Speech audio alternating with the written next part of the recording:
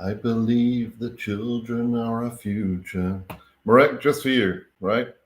Couple of lines. Treat them well. Oh dear. So for good morning, everyone. This is Britt Simon. I had a few minutes. I've got a few minutes or a little bit of time. I'm just going to have some coffee. I'm going to take some questions. If anyone's out there that would like to ask any questions, this time of year, there's probably, most people have had their visas issued in DV 2023, right? So, and the remaining people are starting to get the idea, or have got the idea that that visas are disappearing fast, and so there's probably not that many questions from DV 2023 folks. But happy to take any questions and explain where we're at. DV 2024, obviously, things will start to ramp up as we get going in October, but, people may have some questions about that now. For DV 2020 and 2021, there's definitely going to be questions like this one. It's a long time now. I think, just to start off again, as usual, as I have done for several months now, there is no information on the appeal for DV 2020 or 2021. There is no timeline that's imposed on the appeal judges. They can take as long as they want. And, it's not a question of first in, first out on the cases or anything like that. I mean, they just take the amount of time that they want. I believe, and I've said this before, that I'd like to think anyway that it's a positive sign that they're taking longer, because it doesn't take very much effort to say no, right? It actually takes, in this example, or in this instance, much more effort from the appeal judges to say yes, because they have to say yes to us in a way that doesn't open the door for all sorts of other things, because what the government is fighting for is not really about DV lottery. You guys sometimes get this wrong. You think it's anti-immigrant, anti-DV,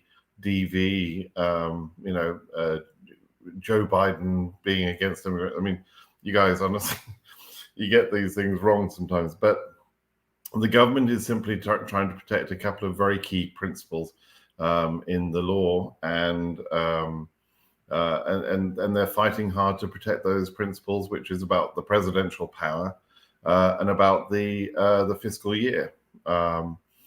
And so that's why they're fighting, and that's what the appeal court judges are struggling with, I'm sure. Having said all of that, and having said the law is the law and all this sort of thing, and that they're fighting for the law, it's quite funny that in DV 2022, they overissued visas by almost 1,000 visas. And it's quite funny that they've put themselves into a position in DV 2023 where they're pretty much going to have to do the same thing. That I'm sort of, Marek will be laughing at me at this precise moment if he's watching, because there's sort of the incredulity of understanding what the law says and watching KCC sort of violating the law, and slowly but surely it's like watching a car crash happening before your eyes, with the driver that you're talking to saying, "Don't crash the car. That's crazy. Why would you crash the car? You've been telling me for years, that you won't crash the car, and now you're going to deliberately crash the car." So what they're doing is they're scheduling so many people that it's sort of really making us question some basic principles, like, is there a 55,000 cap? Can they just randomly exceed it? Are cases that are scheduled for interview safe? I used to think that they were absolutely safe. If you have a 2NL, my understanding was always that you were safe if you have a 2NL. But if they apply a cap, then the people with a 2NL in September interview are at risk, because I think what they're going to do is during August they're going to issue some of the 221G cases And frankly, there's no spare visas under 55,000. They're going to have to go over 55,000 if they want to issue visas to all of those that are scheduled, and they want to do some adjustment to status cases and 221G. There simply isn't enough visas in the 55,000 quota. So they've got themselves deliberately and without justification, in my opinion, they've got themselves into a position where they have to break the quota again. And and the law is the law. So I don't really understand what's going on, and we'll have to see what happens. But happy to explain any of that if it's not clear to people what that means. Okay, so let's take some questions then. Well, I can see quite a few of you are awake and interested in asking questions. AS12K Nepal 2024. You're probably asking, is that a big number? It probably isn't a big number, actually. So some of you will ask similar questions about other countries, and in general, let me just answer all of those questions so that I can not answer those questions later, ideally. It's pretty obvious in DV 2024 that we've got much higher case numbers than we had in DV 2023. There's two explanations for that. There's, one of two things could have happened. Actually, one of three things could have happened. Number one, there could be double the number of selectees that we've had in previous years. So in the two recent years, we had 119,000 selectees. That was too many. There were cutoffs. There were people left out of the process in one way or another in DV 2022 and 23. And so 119,000 is too many. But we're seeing case numbers of double the case numbers in DV 2023. So that would seem to suggest, just very casually, that we have double the number of selectees, like 100,000, 120,000 times two. So 200,000 selectees. That's the first theory, and to me that one's utterly ridiculous. I don't believe that's true. The second theory is that there are more holes in DV 2024 than there were in DV 2023. The holes are the gaps between numbers. So if you imagine a range of 10 numbers, 1 through 10, the holes would be missing numbers between 1 and 10, right? And those numbers are missing because cases were disqualified prior to the announcements of the results for various reasons, okay? Now, depending on the security method that the government use in order to disqualify those cases, if they make a significant change in their security method, it could have a significant change in the number of cases that are disqualified from those first 10 cases, right? Or from any 10 cases.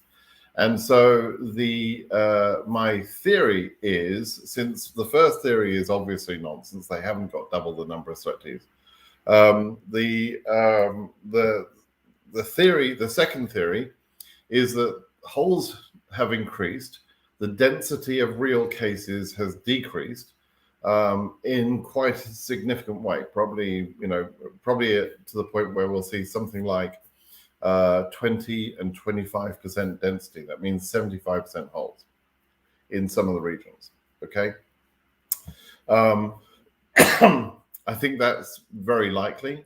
We're going to know in a couple of weeks' time when we see the visa bulletin. The third theory would be a combination of those two things. So increased holes, yes, which is the likely. I'm like 99% certain that that's true. But also an increase in the number of selectees. So it's possible that we might see more selectees than 119,000. The most selectees I've seen was, funnily enough, in my own year. 140,000 people were selected in DV 2014, which was the year I was part of. And then 125,000 in DV 2015. I think that's right. Which are the two largest numbers that I've seen in the 10 years I've been doing this. Coffee, weak coffee, unfortunately. I made a mistake with making coffee. I missed my wife. My wife is in Europe at the moment, has been for the last 4 weeks. and apparently I can't even figure out how to make a cup of coffee. But never mind. That's the theories about DV 2024. All of that to answer your question, Tech Plate, Tech Pirate. So if the second theory is correct, that we got more holes, then an AS12K number is not as high as AS12K in 23, right? In DV 2023. Now, Nepal in DV 2023 had cases up to numbers like about just over 20,000, nearly 21,000.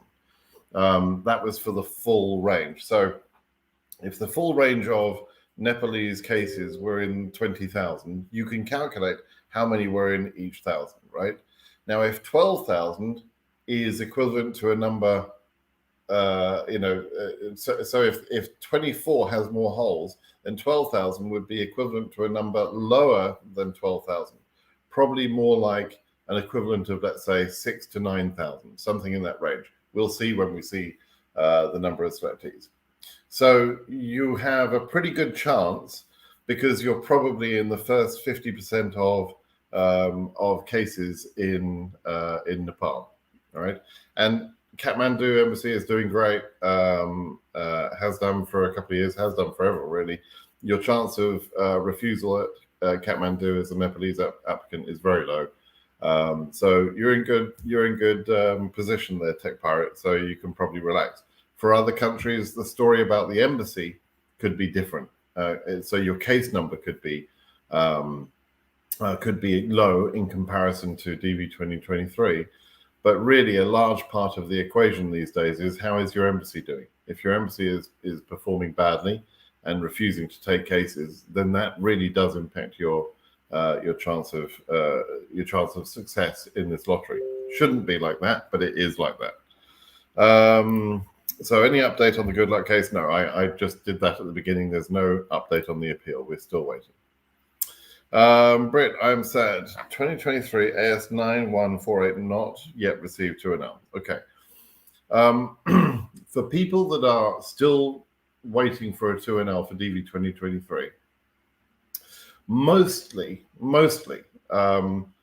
we can assume that there are going to be very few 2NLs left, because they've already scheduled more than is necessary. Many more than is necessary in order to achieve the 55,000 cap. We're actually into the point where they're going to have to exceed the cap to meet the scheduled interview demand, right? And I do expect a few 2NLs this coming week, just a few, a handful. There's some specific embassies that I think could see some sort of activity. Auckland is one, because I know of several cases there. It won't be many. It'll be a handful, because there are not many in New Zealand. But it'll be a few cases, I think. Colombo could be another, and maybe Accra. Although, just don't know what's going to happen there now. I could be wrong on this. There could be more interviews coming for some of the embassies that haven't received any appointments yet, but I can't be sure. That's the thing. I just can't be sure about that. And thinking about it, did Colombo get some? I think maybe they did, but we'll have to see. Okay. Anyway, so all right. Should we expect any late 2NLs, DV 2023, or they're finished? Yeah, that was my answer on that one. All right. DV 2024 2NL, when will they come? Let's just talk about when will those come. So they'll start the visa bulletin that affects DV 2024, the first DV 2024 visa bulletin, will be published in probably less than 2 weeks, right? Within the next 2 weeks.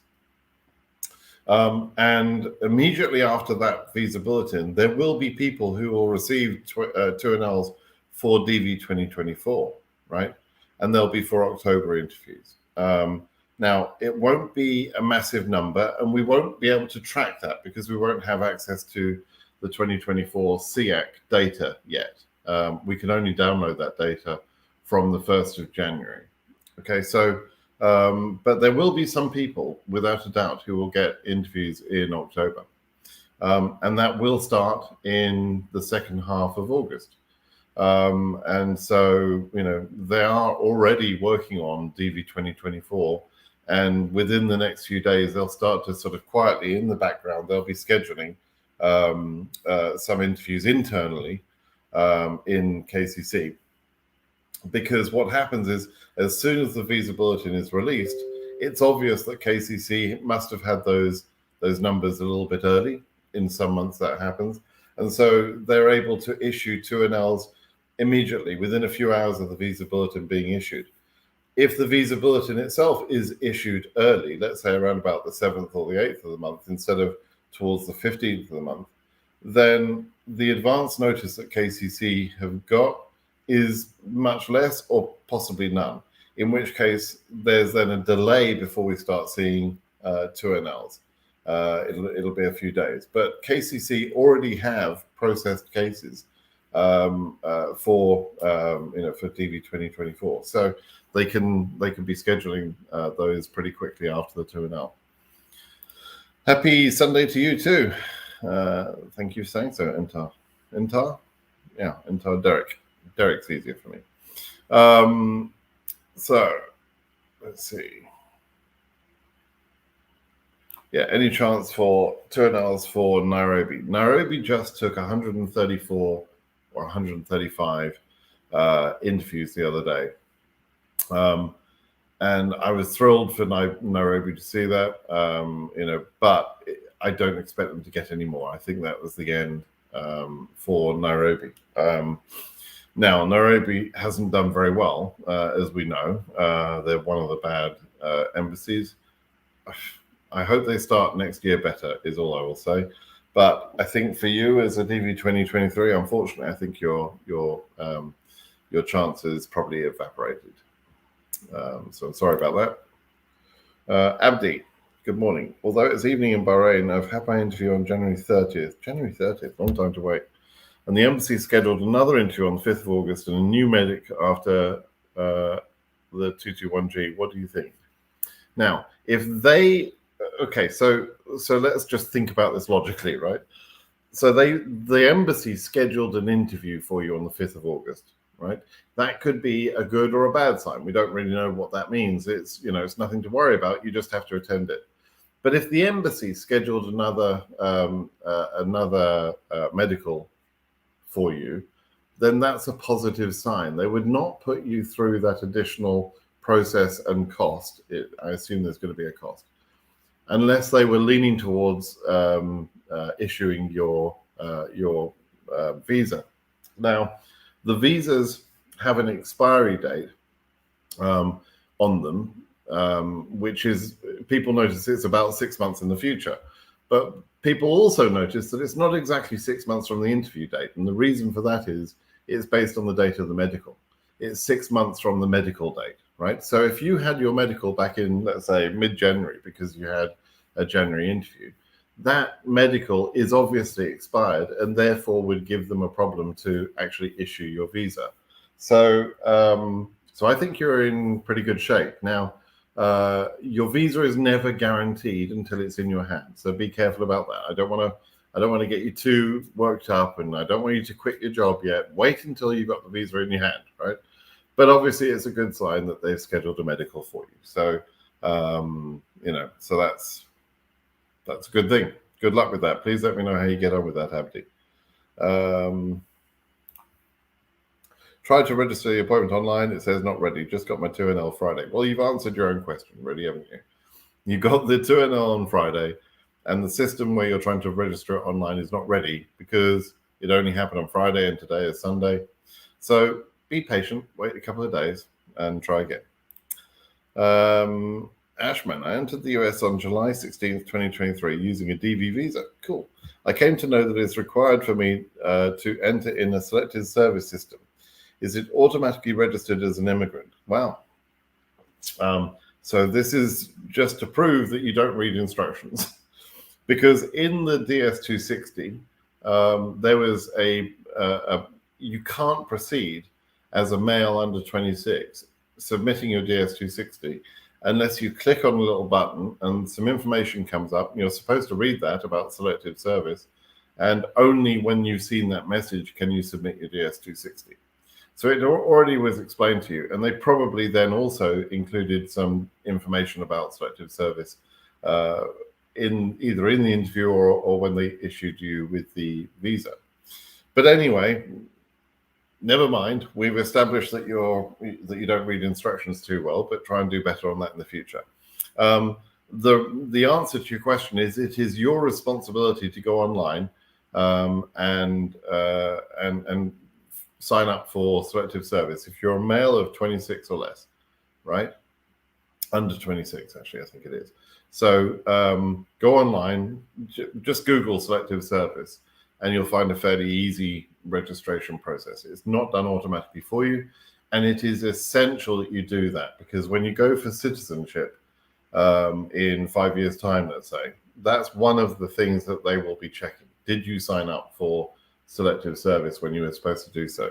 And you've got a little bit of a grace period. I think it's 2 or 3 months or something once you enter the country, but you're supposed to do it immediately, and you're supposed to have known that already.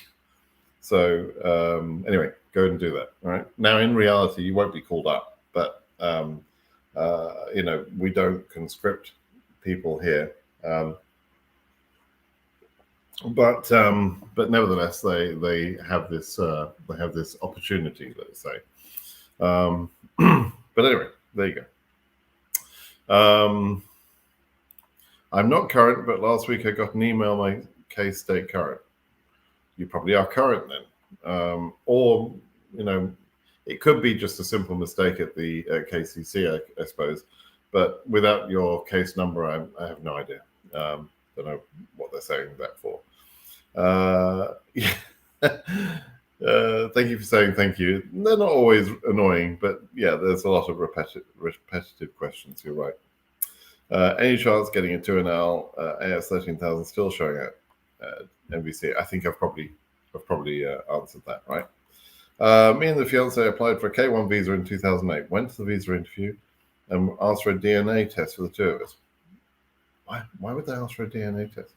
Weeks later, got into unreconcilable argument with him and didn't take the DNA.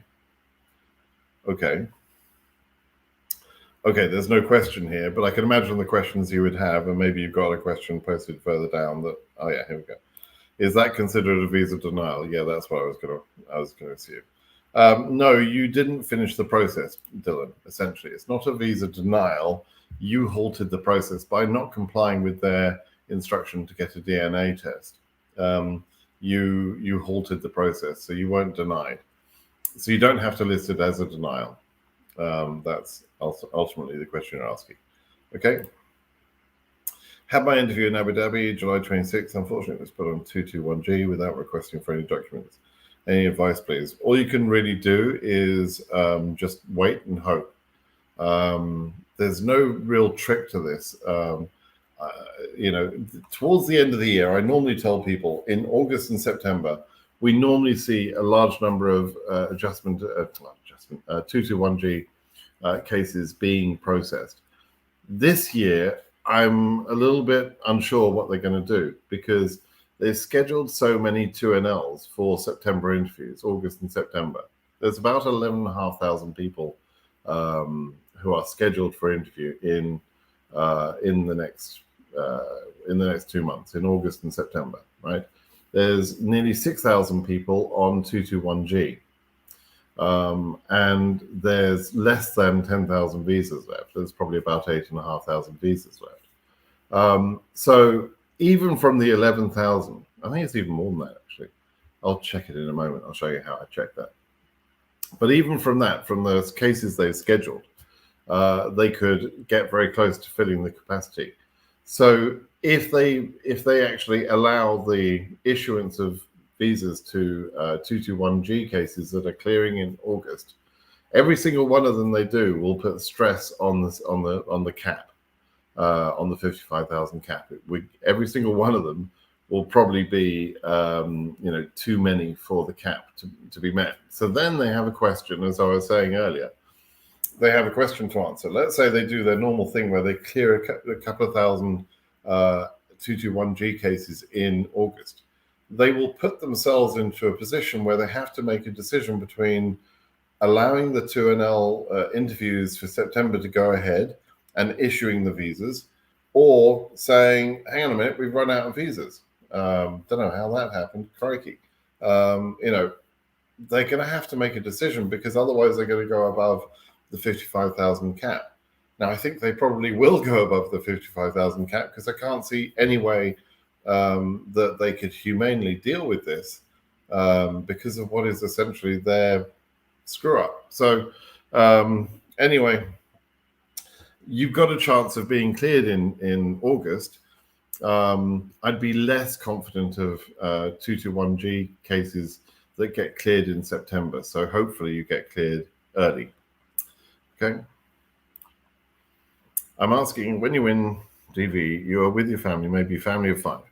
When you're issued a visa, do they count as one? Because if not, I don't think it will be possible issuing a visa until now. I don't know what conclusion you're trying to get to, but the answer to your question is very easy. When you're a family of 5, you take 5 of the 55,000 visas. You take 5 of the quota. That's 100% certain and clear. When I talk about the SETI count of 119,000, that's including derivatives, including the family members, right? I mean, there are people who don't believe these things that I say,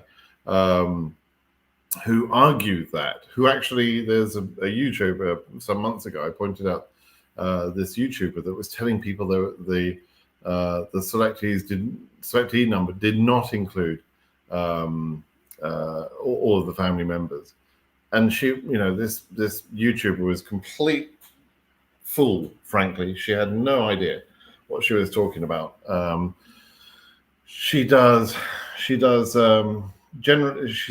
YouTuber who stumbled across DV as a good way of getting clicks, and wanted to build her channel. Her channel was about cleaning the house and arranging lemons or something, and then stumbled on DV as being a good thing to talk about, pretended she knew information, and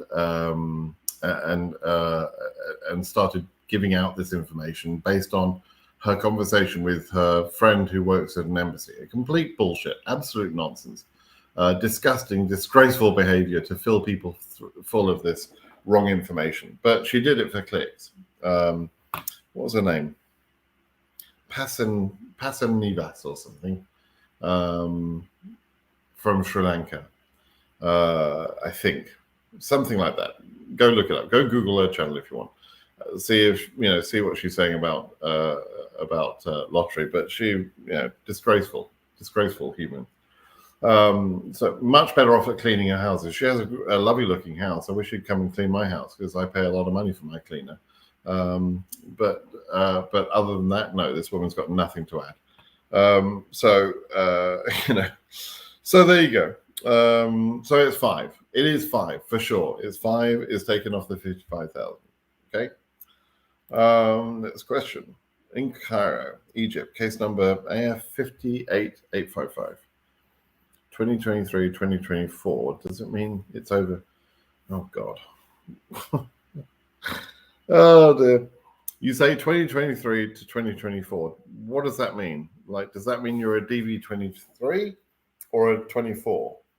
I don't know what you're trying to tell me, whether you're a 24 or a 23 case. If you're a 24 case, that's probably a pretty good number. If you're a 23 case, it's probably not a great number. And Cairo have already taken, I believe, their last 2NLs for September. Your other question is, can you apply for the upcoming DV? Yes, you can. Anyone can. I can enter it, right? I've got my American passport now, but I could enter the DV lottery if I want. There's no harm in doing that. And if I win, then I obviously wouldn't use that win, right? The point about the point I'm trying to make is about entering the lottery. Anybody can enter it. There's no restriction on your entering it. And if you win, you may or may not be able to take up your win, right? Depending on your personal circumstances. Okay, so it's a random draw. That's, you're welcome to to do that. Okay.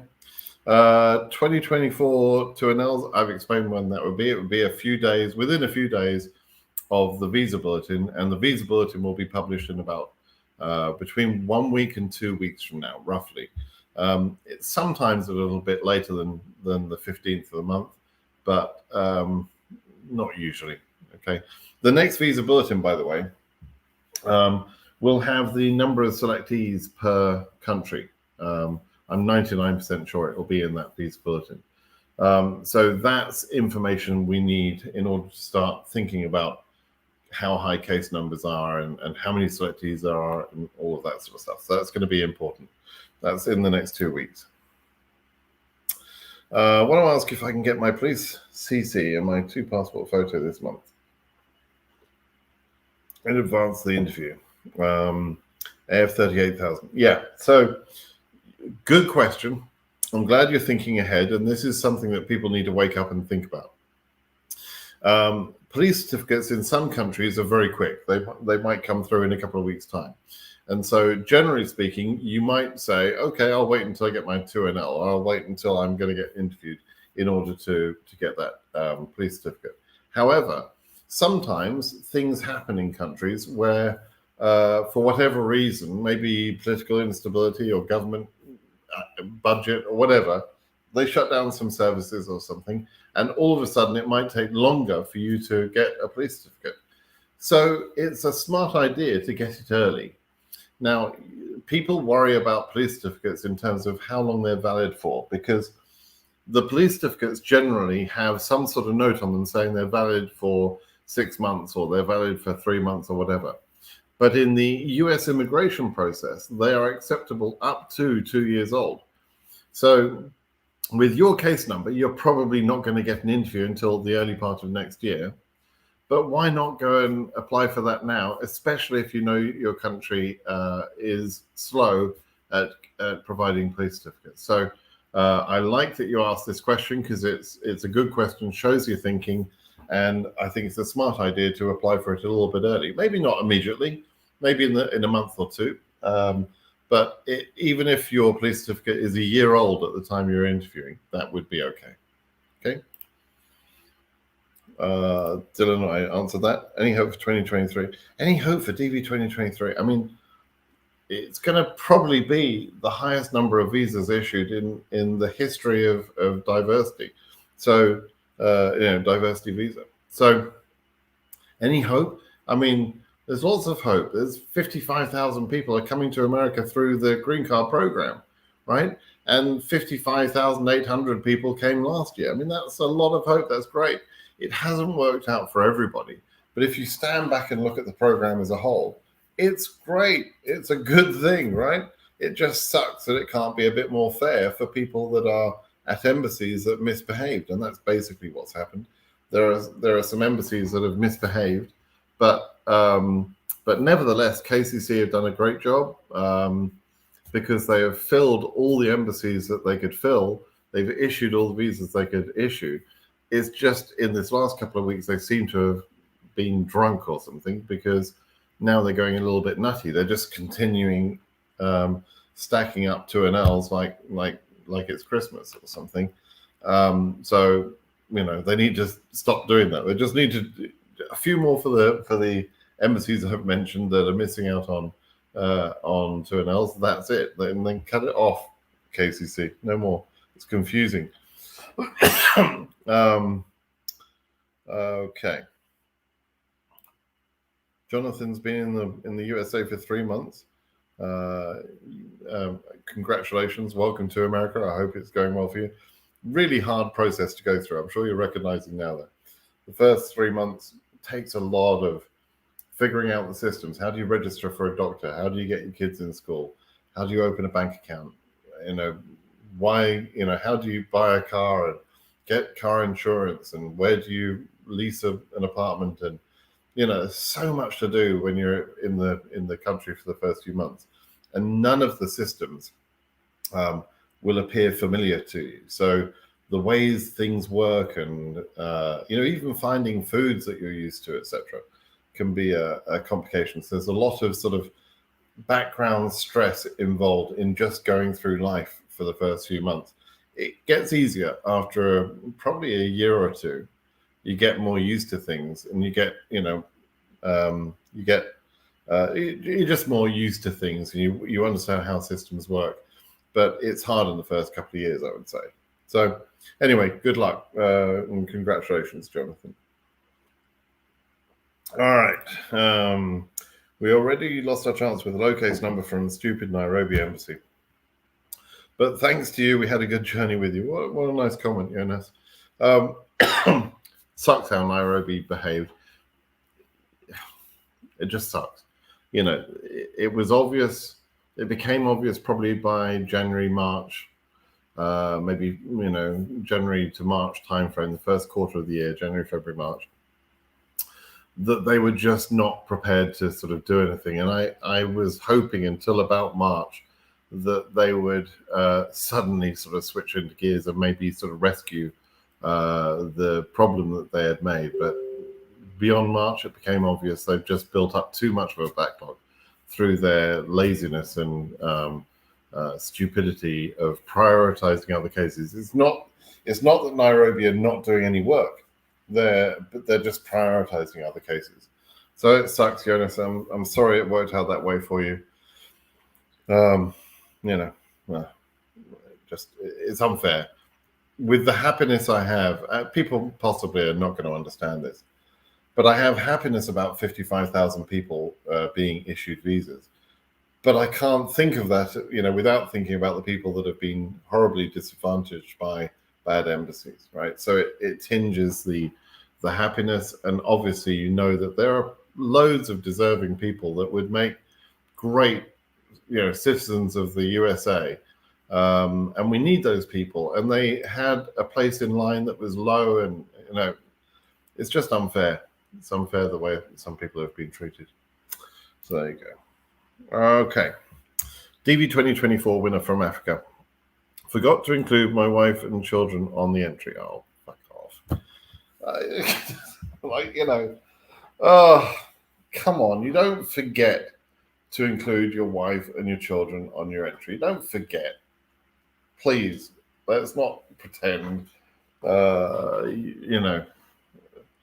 me read the rest of this. But I included them on the DS260. Good. How can I convince the CO? Is there any chance of approval on my case? Okay, so you didn't listen to the instructions. The instructions when you entered the lottery made it very clear that you would be disqualified if you don't include your derivatives. You decided to ignore that. You didn't forget. Let's be honest. It was just inconvenient for you in some way, or you thought that you would have a better chance if you entered a single, or some stupid thing you were told by some moron who told you that it was okay to enter without including your wife and kids, right? Well, I'm sorry, it wasn't all right. And now you've made it really, really easy. The COs probably would have found out anyway, because they've got ways of doing background checks on people, and they know who's married, who's not. They have access to birth and death registrars of information, so they can figure out when you're lying that you didn't include people on your original entry. But helpfully, you've given them the proof they needed, because you filled out the DS260 with those derivatives. So let me just make this absolutely clear, and you should listen to the next few seconds, because you haven't listened up to now. What I'm going to tell you is you are 100% certain to be disqualified at interview if you are stupid enough to attend the interview. Okay? There's no way that you can convince the CO. There is no excuse that you can give. There is absolutely no way you're going to be issued. 100% certain. So you are free to ignore my advice, as you've ignored all the information up until now. But all you'll be doing is throwing away your money and time. So I hope you'll listen to this piece of advice. Don't go to the interview. Just, you've ruined a chance.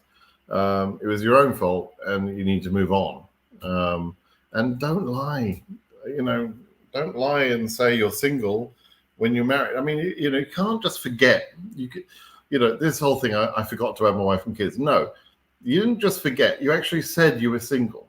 That was a lie, right? You had to choose Do you have any wife and kids? What's your marital status? I'm single. Even after that, even after selecting single, you were then given an opportunity. Do you have any other derivatives? Because you could be single with kids, right? But you chose no on that as well. So you lied several times on the form, right? You don't get to lie in this process and for everything to just be okay. Okay? I'm being harsh on you to make sure you listen. Don't go to the interview. You're wasting your time and money. It's over for you. Okay, buddy? Have a great day. Had my interview in Abu Dhabi. Oh, yeah. Sorry, I've already answered that one. How lucky people on 221G. Oh, how lucky are those people? Yeah, I think I've explained that already. I don't know. I don't know how it's going to work out for people. There are almost 6,000 people, I think, on 221G right now. I'm expecting another few hundred to be added to that number in August, but they'll hopefully issue some to some of the clearances in August. So I don't know. I don't know what's going to happen. We'll have to see. T7 Entertainment. Do one need a residential national ID card of her new location? Okay. There's this policy the government have. It's not written in law, but it is written in their policies and procedures that applicants should be interviewed where they live, right, at the embassy where they live. And there are a few cases of homeless embassies. Is that the right term? I keep forgetting that term. But there are a few embassies where the embassy is closed and therefore you're able to get switched to another embassy, like Kabul, for example, right? People from Kabul have a special policy applied to them so that they can choose another convenient embassy. Same thing for Russia, for people in Moscow, or that would normally be interviewing in Moscow or in Ukraine because of the stupid war by stupid Putin, who's a puta, if you speak Spanish. And so yeah, you can get switched in certain circumstances, but generally speaking, for other people that are not from homeless embassies, they want you to interview where you live, right? So so when you go to another location, some of those other embassies, as a result of people saying, okay, switch me to this other embassy, I want to be interviewed in Algeria, right? And the Algerian embassy is within their rights to say, show me some evidence that you live here. You've got to be a resident here, right? Now, not all embassies have done that, but some have, right? So they want some sort of proof that you're in the country legally and that you've got permission to stay. And generally speaking, they don't like it if you've just got a temporary sort of 30-day or 90-day visitor's visa. They want to see proof that you actually live there, right? So moving embassy is not as easy as asking KCC to assign you to another embassy. The best way to move embassy is you say to KCC, I've moved to this other country, and therefore I want to be interviewed in this other country. Actually, you don't even ask about the interview. You just change the country that is your current address. But that's not a good thing to do if you're lying about it, right? You have to actually have some reason to be interviewed in that country, and it should be that you're resident there. Or if you've got significant ties there, like you came, if you came from that country, then that would be a significant tie. If you work in that country, that's a good reason, right? Because you've got the ability to work and live in that country for some period of time. So there are good examples of how to do that, and there are bad examples. But having a national ID or residence permit or something is sometimes part of the process. Can't be specific because I don't know which embassy you're talking about. Okay.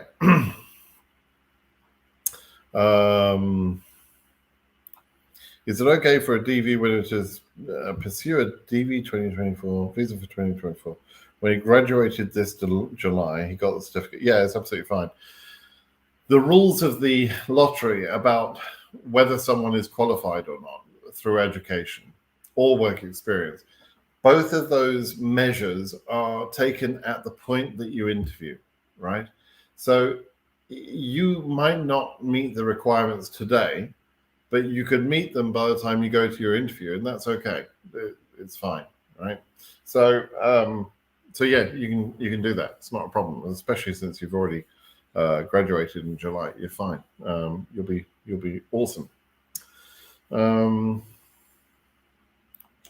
If someone wrote in the first entry secondary school degree, then present a high school diploma, or will it be any problem?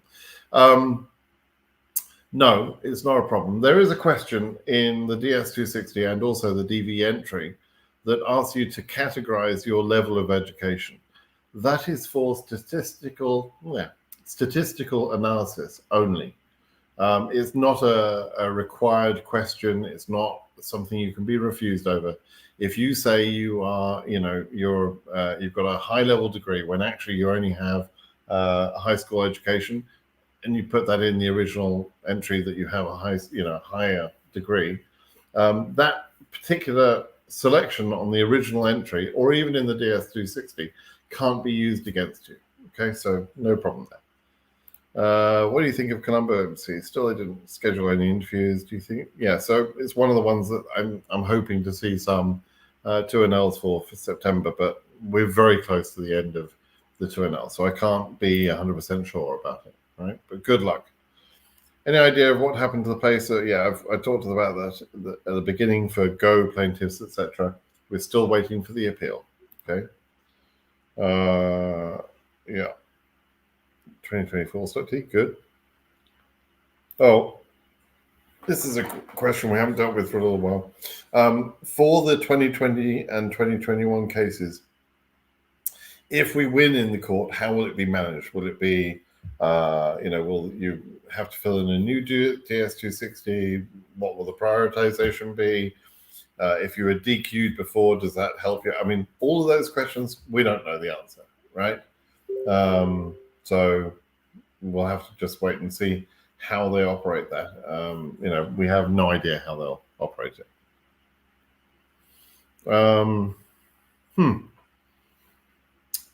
I've just thought of something actually in regards to that. So there was a cap of 9,095 set for DV 2023. If we win, then in theory there's those visas that are capped at a certain point. But since KCC are so happy to blow through caps right now, I don't know if it will be a hard cap or not.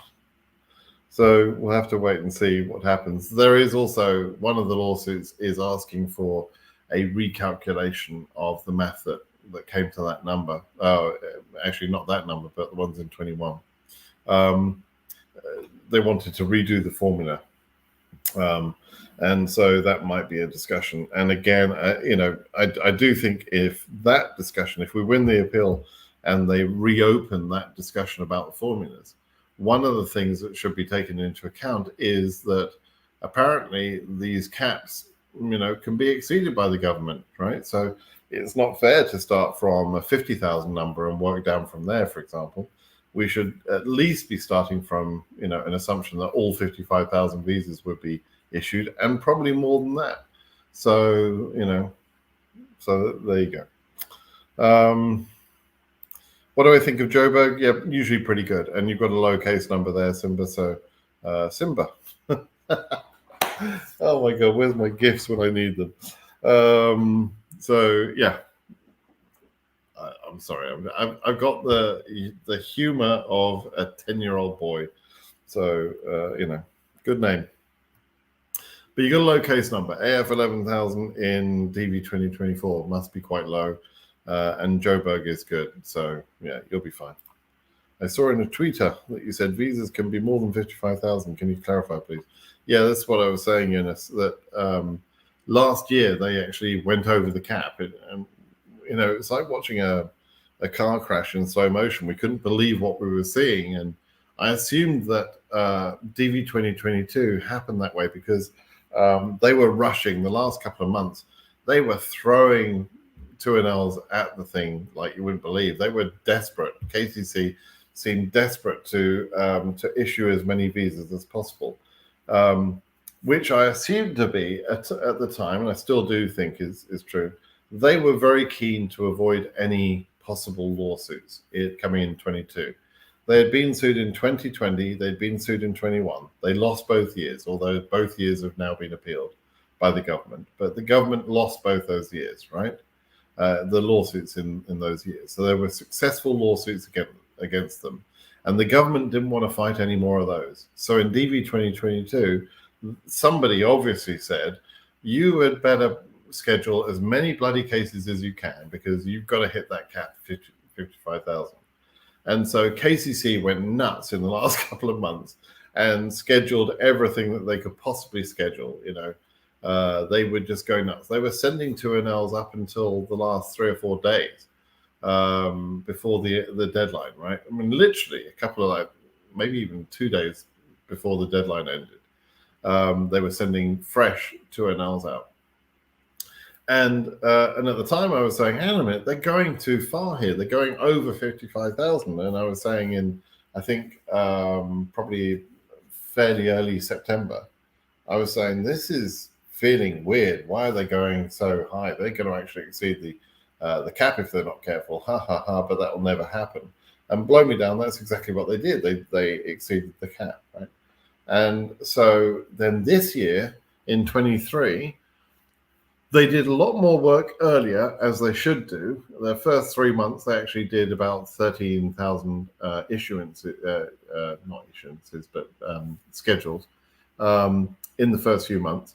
And they did a lot of work then, and they had a fairly consistent and good process throughout the year.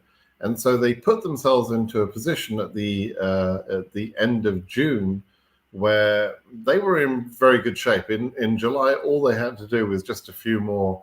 I figured that they probably wanted to or should schedule about 1,000 more interviews for September. That's all they needed to do. And they've now scheduled 2,500 interviews for September. And so it's like, hang on a minute, 2,500 interviews, that's 5,000 people. I was expecting you to do maybe 2,000 people. You've scheduled 3,000 people more than you should have scheduled. That's basically what they've done. So,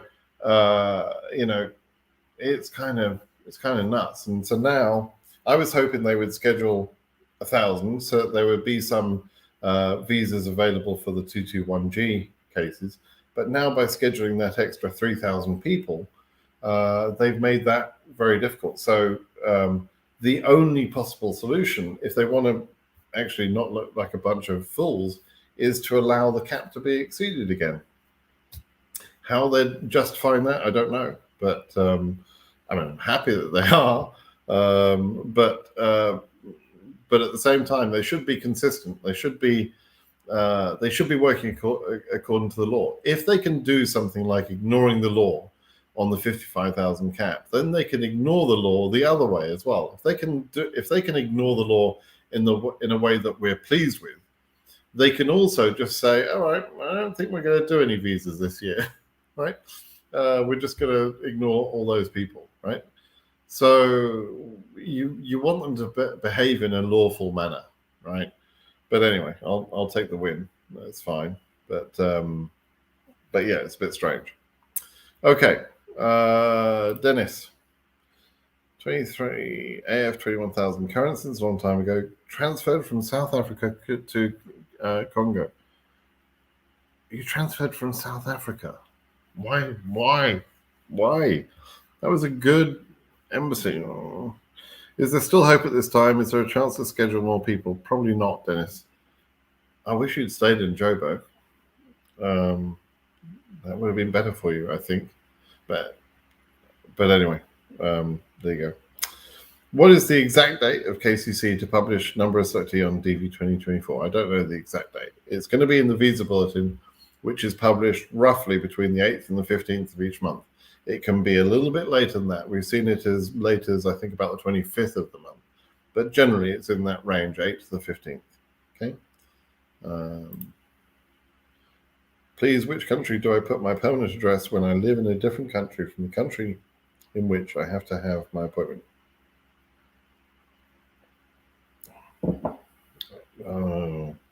Which country? You have to tell the truth. If you've moved to another country and you've done that because you've lied, I don't know what to say to you. I would only normally say you have to tell the truth, right? And if you're registering on their online system, that system is designed to be the way you get your passport back. So I don't know what you told people. I don't know what you've done. You have to use your own judgment now. You're off the reservation, as they say. Nairobi sponsor won't give me IRS and other documents if I can't prove that I have to physically take. If I can't, he won't give you the. If I can't prove that I have to physically take them myself to the interview, he insists on mailing them.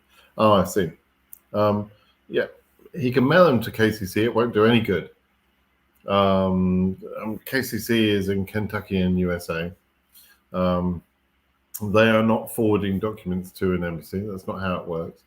And the way it works is you're supposed to hand them over in the embassy in the interview if you're asked for those documents. You won't always be asked. But if you've got a sponsor, a financial sponsor, that won't give you that document, it shows that there is no trust between you and that person. And if there's no trust, then there's no reason for anyone to take this I-134 as being valid. So, basically that sponsor is probably not very useful for you. Okay. Tulsi's from Nepal. Good to know. What about 22? 22 is finished. DV 2022 is finished. It's over and done with. There's no. If you're a DV 2022 winner, and you didn't get your visa, then it's over for you. There's no possible way it can be extended.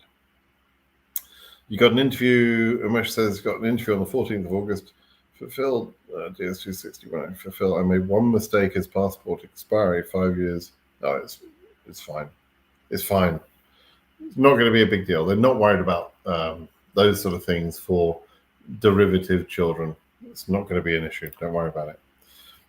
From your past experience, could you please tell me about the chance for AF 90,000 2024? We don't know the number of selectees yet, right? Once we know the number of selectees, if there is a number like about 50,000 selectees for Africa, then that will be okay, right? Your number then would be okay, right? That's a bit difficult to explain in a brief way. So once we have the data in about 2 weeks' time, I'll give some better explanations. Okay, but I need to see the data first. But yeah, keep tuned in. Make sure you're subscribed, and so you'll hear about my updates then. Expecting a baby soon. Should opening the DS260 delay the interview? No. Unlocking the DS260 does not cause delays.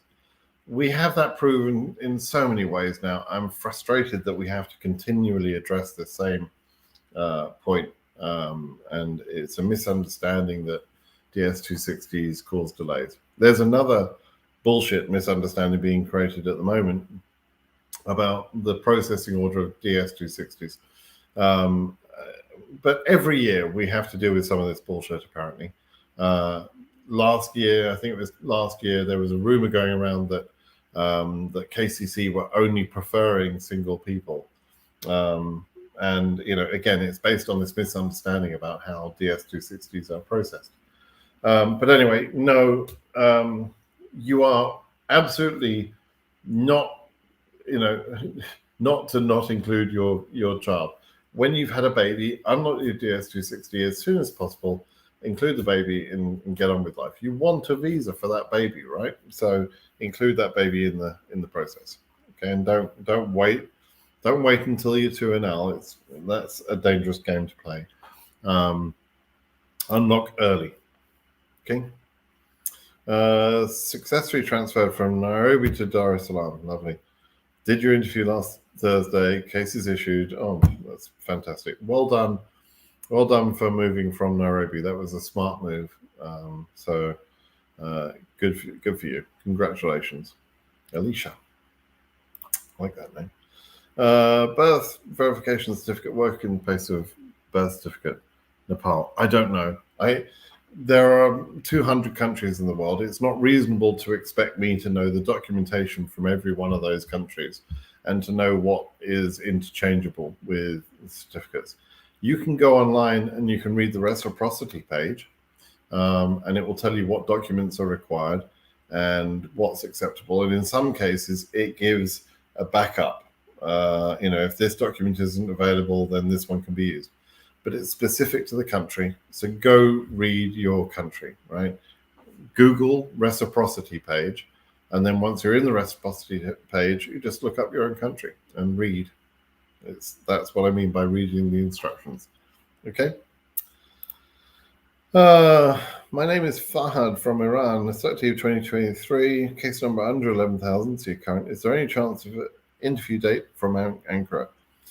Probably not at this point, Fahad. And to be honest, I was thinking about this because someone asked me, if I were Iranian, an Iranian male, I would not want to be getting an interview in July, August, or September. That would almost be torture.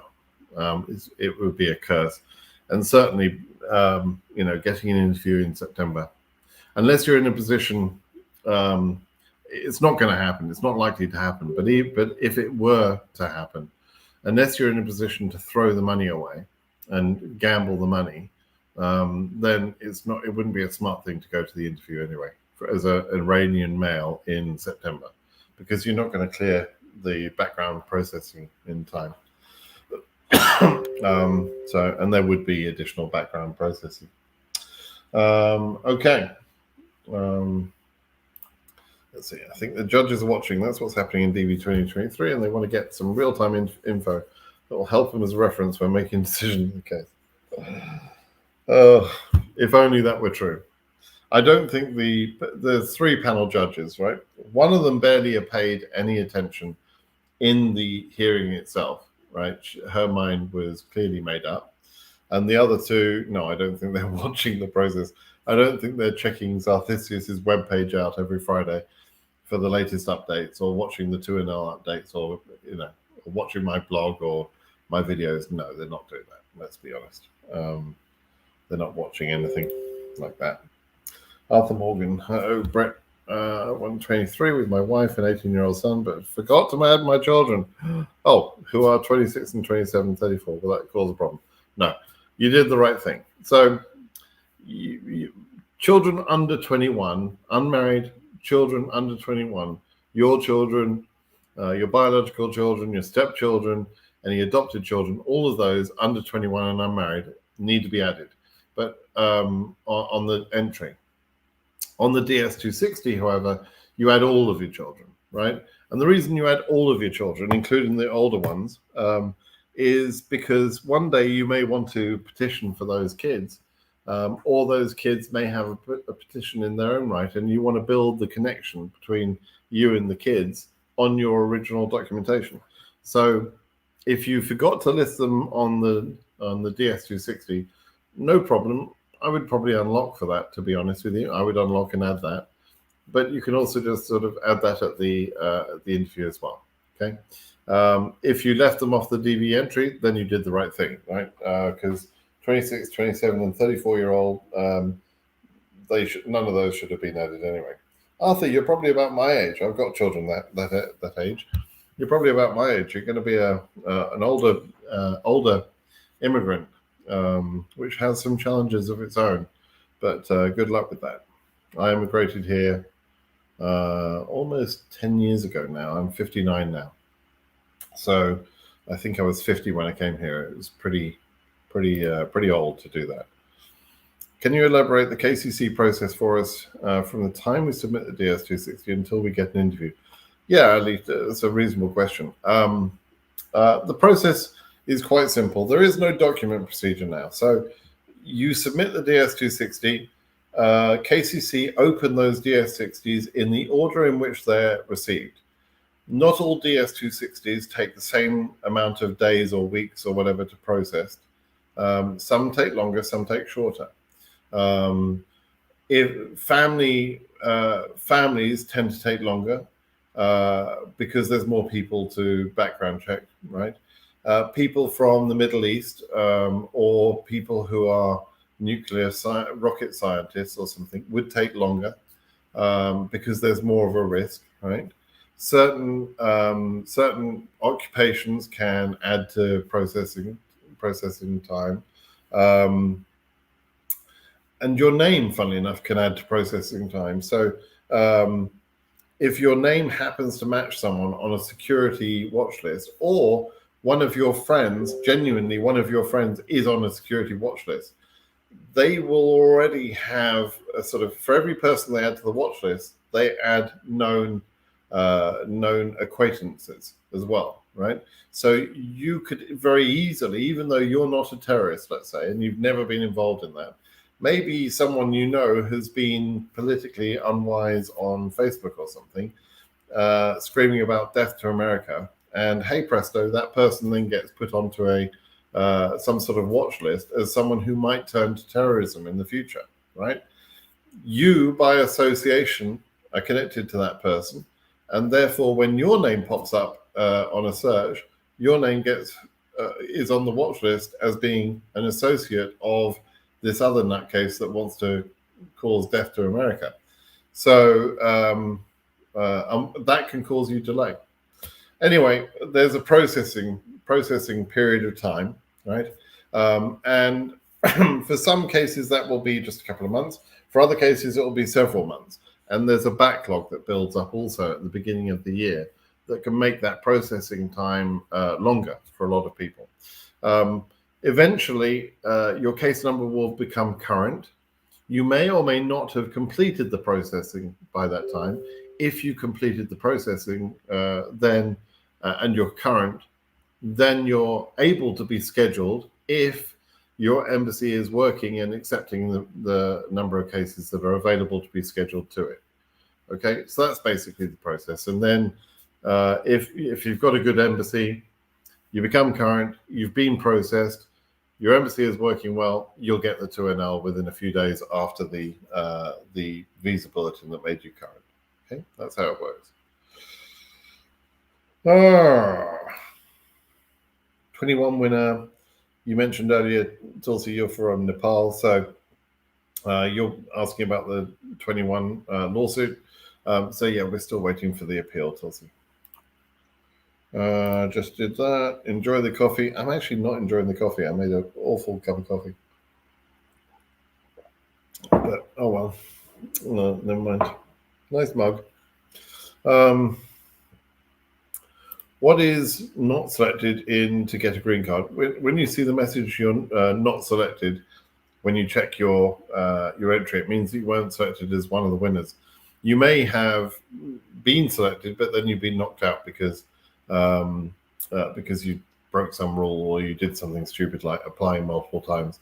And so, you may have been in the top 100,000 people, let's say, but you got kicked out because you were unwise, or you maybe weren't in the top 100,000 people. Hi, Simon. Do you plan on creating an in-depth video on finding jobs and accommodation after the interview is done? Any general advice on that? It'd be great if I could. I have thought about creating videos on that many times. Yeah, I mean, never say never. I will do some things. Finding jobs is it's just so generalized, right? So the way I would find a job and the way you might find a job could be totally different. All right, the sort of careers that we both do could be totally different. I do think that there is some sort of good advice I could give people about how to do well in America. Like, there's a lot of opportunities here for a lot of different people. Technology is obviously a good area to go into, but there are lots of other very good jobs as well. Let's say you've got skills as a plumber or as a carpenter or electrician or something like that. In America, you have to go through a qualification process to be able to do those jobs officially. But you could also just be a handyman. And, a handyman is someone who has a truck with some tools in it, and he'll make himself available to go do jobs around people's houses. I hire people like that all the time. I have people come around here to do things that I can't be bothered to do. I've got a leaking tap or whatever, leaking faucet as they call it in America. I call a handyman for that. I don't do that myself. I have a gardener. I have a cleaner. I have a pool guy. It's very normal for people in America to have people to come do things, right? We don't have. There are many countries where it's normal to have full-time home help. Generally speaking, unless you're very wealthy, you don't have that in America. You don't have people constantly in your house ready to get your meals and everything else. But it's not abnormal at all to have people that come and do things like, fix your washing machine, fix your leaking tap, mow your lawns, do your gardening, clean your pool. They're all things I could do myself, but I'm happy to pay people to do those things, right? So anyway, that's just another way of looking at sort of employment stuff. And then a lot of other people, will just look at getting sort of basic jobs, jobs in retail or hospitality or whatever, which means like at restaurants and entertainment places, hotels and those sort of things. Those jobs are okay too. But I would say if your plan is to emigrate to America to get a minimum wage job, there's something wrong with your plan. America is a land of opportunity. You should be aiming higher than that, right? It's fine to take a minimum wage job if you just need a way of paying the bills, but you've got to have a plan that's going to open more doors for you. That's going to give you more opportunity, because America is a place where you can do very well. So please come here with an open mind and a desire to do well, right? And come here with a plan to beat the Americans at their own game, right? Many Americans are not doing as well as you might assume by looking at them. A lot of them have no savings, or they've actually got big amounts of debt. They don't live within their means. They don't work hard necessarily. They won't do extra things if they need to, like doing an extra job or whatever. If you come here with an immigrant mentality that says, I have got to work hard, I've got to save money, I've got to get on in life. If you come with that sort of mentality, you'll do well. And the longer you can keep that up before you become a lazy American, the better off you'll be, right? So anyway, good luck. I'll try and do some videos soon.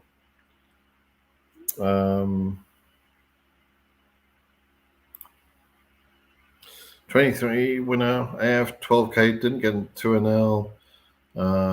Anchor. Well, you're not being scheduled because you're probably too late in a sense in your submission, and Anchor didn't achieve their full potential in terms of the number of cases that they would accept. So that's why you haven't been scheduled up until now, Leo, I'm afraid to say, but there it is. I did my swapping sample. I don't know what a swapping sample is. On 21st of July, Liberian Embassy didn't give us a try. Oh, DNA. I want to know if, I have no idea. I have no idea how the DNA process works. Swabbing with B's, not P's. 103K Algeria, 24. Now, take a look at this. This is going to be an example for people. Now, the highest case number of any African in DV 2023 was 63,502, right? Your case number is 103,000, right? And so there are some unwise people who will instantly say you've got no chance because your case number is too high, right?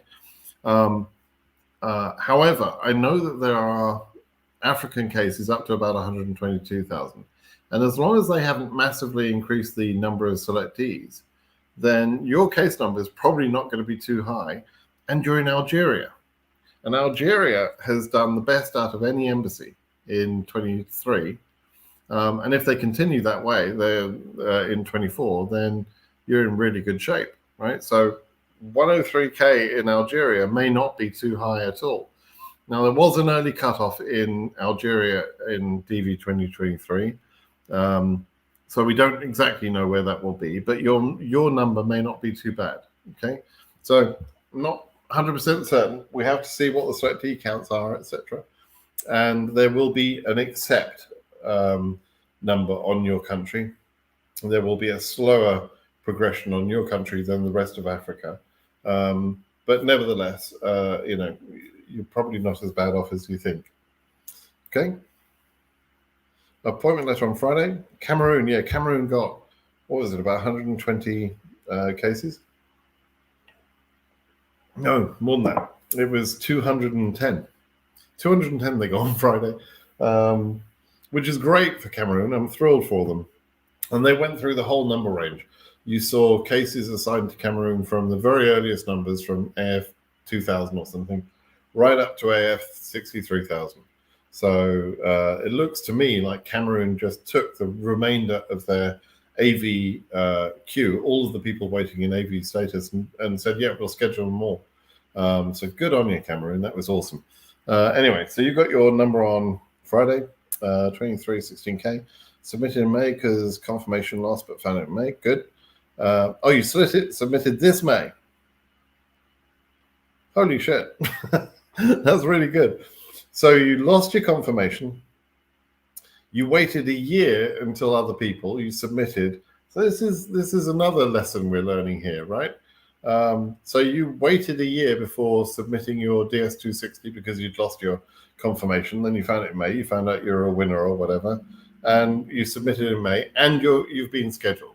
So that's a good news story, and it also is a sort of evidence of why it's not always about your DS260 submission date that's important. Sometimes, depending on the embassy and how they're behaving, you're going to get interviewed anyway. So good luck, good luck for your interview on the 13th, right? 13th. Don't worry about the date so much. It's fine. No need to be superstitious. You'll be fine, right? But just make sure you're prepared well. Did that already, Ali? Let's see. July 23 AOS case. Right. So if you're submitting an AOS case in July, you've still got a chance. There are cases that have done that in adjustment status.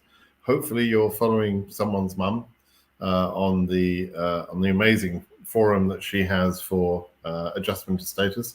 Hopefully you followed all of her advice, etc. So you've got a chance. The only problem you have is that adjustment to status don't get an assigned visa number like consular processes do. So it's going to be tight. The earlier you can be approved, the better. The earlier you can be interviewed, the better. Okay, a couple more questions because we're already 1 hour 18 here.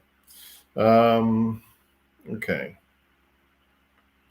Daniel, awesome. You've got your visa. That's awesome. Congratulations, Daniel. Going back to John. Yeah, so you've done your biometric already. That's a good sign. So you could be interviewed at any point, right? Any moment, really. So, good luck. You might have a chance. Okay. Current, yeah. So that's you, John. Let's look for a couple of questions. Jason says, thanks for the great service you provide. You're welcome. Based in South Africa, good. AF 12,000, good. Joburg is performing great. So yeah, you'll be fine. You've got a good low case number. That's great. What's the highest case number for 2024? The highest I've seen is 122,000. But there could be higher cases. But that's the highest one I've seen.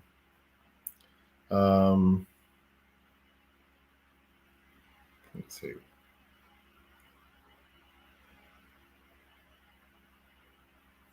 Do I have any ideas about the last case number for 23 in Tunisia? You can go check the data. Check on Zarthisis's website. You can check that yourself. Why is not selected in DV green card? Applied for many years. We applied green card, not selected DV lottery. Okay. There's a chance that you're doing something wrong, Margaret, but it's much more likely that it's just been, you just haven't had the good luck. So if you're from Africa, roughly speaking, your chance of selection is something like 1 in 100 years or 1 in 200 years, something like that, right? Now, that means some people will be selected and they get lucky the very first time they try. Other people will try 20 years in a row and they'll never be selected. It's just like that. That's how things work. It's a random draw lottery. It doesn't necessarily mean you're doing anything wrong. However, please do follow the rules and make sure you take a new photo and all of those things, right? Because I suspect that one of the reasons that we're seeing so many holes in DV 2024 is probably because of photos. People trying to reuse old photos from previous entries. And I'm almost certain that is working against people right now. So, so keep trying, Margaret. Maybe next year will be your chance. The entry period will open again in October. Okay. Could I make a video for us about the good and bad embassies? I have done before. I've talked about my shit list embassies, as I call them. And I've spoken many times about the good ones and the bad ones. So yeah, I've done that, but it's not much to say. An embassy can put themselves on my shit list quite quickly, right? They can get themselves off that shit list quite quickly. They can change the way they're working. We have seen that in a couple of cases where embassies have gone from bad performers to good performers almost overnight. So it can always change. We've just got to be better, right? Esteban's been in America for a month. That's awesome. I'm glad the advice helped. Congratulations. Hope you're doing well. Okay. One more question. Let me see if I can just scroll down and find your nice questions. Oh, good. Glad you like the holes explanation, Luca. Lovely to see you. When are we going to get you into the country, Luca? It's about time. It's about time. So yeah, it's about time, isn't it? Anyway.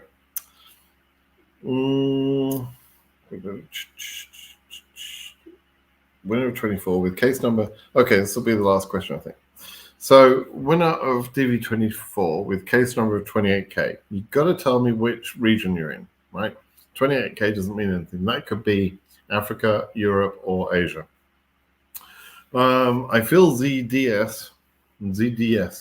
People who write Z, meaning the, typically are from certain countries in Africa. So I'm going to assume you're Africa, 28K. But it's a bit of an assumption, but it's usually right. I feel the DS on June 1st without a passport. Does it be a problem to my 2NL answer? Now I gate my passport. Okay, you're struggling with English a little bit, but anyway, you've got your passport. That's great. You filled in your DS260 without your passport. That's not a problem. On the DS260, there is an option to be able to select a different method of identifying yourself, a different type of national ID. And you can use, some countries have a national ID, like in Spain, they've got the DNI, which is the document of national identity. I guess it's probably what it is. So you can use a similar thing. Now you've got your passport. That's great. It won't hold you back from getting the interview. That's the main thing that you want to know. You'll be fine. It doesn't make any difference to you getting interviewed. You just have to have the passport at the interview. All right. Okay. I think we'll call that a day. Thanks for joining me for coffee this morning and for chat. And it's been lovely to see some of the people that are living in the country and some of the names that should be living in the country, Luca. But fingers crossed. Let's hope the rest of this year goes well. And I'm hoping DV 2024 is a bit fairer, a bit more organized, and just as prolific in terms of the number of visas issued. And of course, I couldn't forget DV 2020 and DV 2021. let's hope those things are resolved. I'm fed up of saying that we're still waiting for the appeal court. I want to be able to bring some good news on that. So fingers crossed for the next video. All right. Thanks, everybody. Bye-bye now.